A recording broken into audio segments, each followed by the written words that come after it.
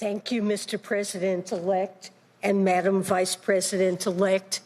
It's my great honor to have this opportunity to serve you and the American people, and to join this incredible economic team at this moment of great challenge for our country. Mr. President-elect, when you reflect on what your father taught you about how a job is much more than a paycheck, I hear my own father, who raised our family in working-class Brooklyn. When he graduated from medical school during the Great Depression, he looked for a home and a place to hang his shingle near the Brooklyn docks. Back then, Bush Terminal on the upper New York Bay was a thriving hub for manufacturing and transportation, and for the union workers whose livelihoods depended on them.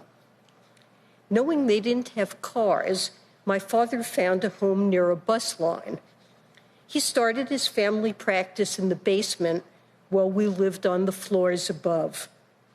At the end of the day, he would talk to me, my brother, and my mom about what work meant to his patients, our friends and neighbors, especially if they lost a job, the financial problems, the family problems, the health problems, the loss of dignity and self-worth.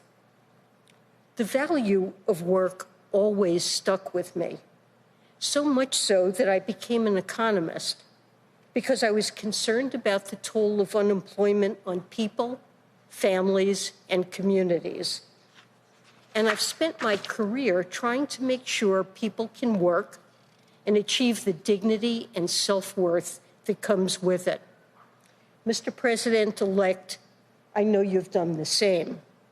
I saw that understanding during the last Great Recession and the Recovery Act that followed.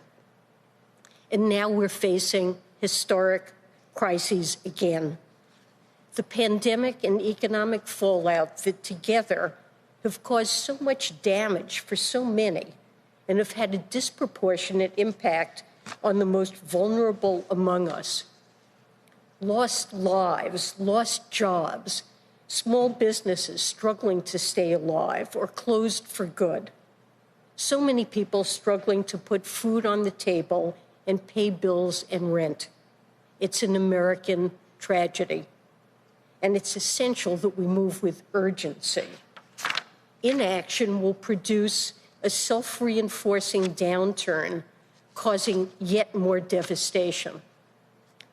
And we risk missing the obligation to address deeper structural problems, inequality, stagnant wages, especially for workers who lack a college education, communities that have seen industry disappear with no good jobs replacing lost ones, racial disparities in pay, job opportunities, housing, food security, and small business lending that deny wealth building to communities of color, gender disparities that keep women out of the workforce and keep our economy from running at full force. It's a convergence of tragedies that is not only economically unsustainable, but one that betrays our commitment to giving every American an equal chance to get ahead. But I know this team will never give up that commitment.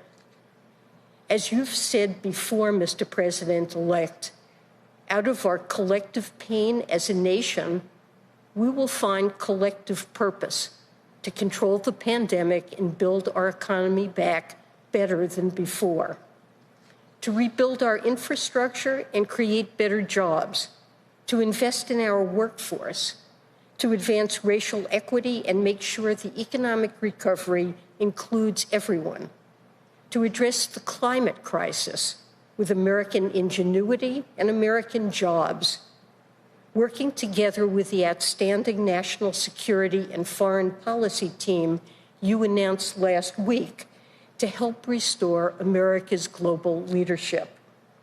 And above all, we share your belief in the American dream of a society where each person with effort can rise to their potential and dream even bigger for their children. I pledge, as Treasury Secretary, to work every day towards rebuilding that dream for all Americans. And to the great public servants of the Treasury Department, I look forward to working with you and Wally to rebuild the public trust. To the American people, we will be an institution that wakes up every morning thinking about you, your jobs, your paychecks, your struggles, your hopes, your dignity, and your limitless potential. Thank you. Shepard Smith here. Thanks for watching CNBC on YouTube.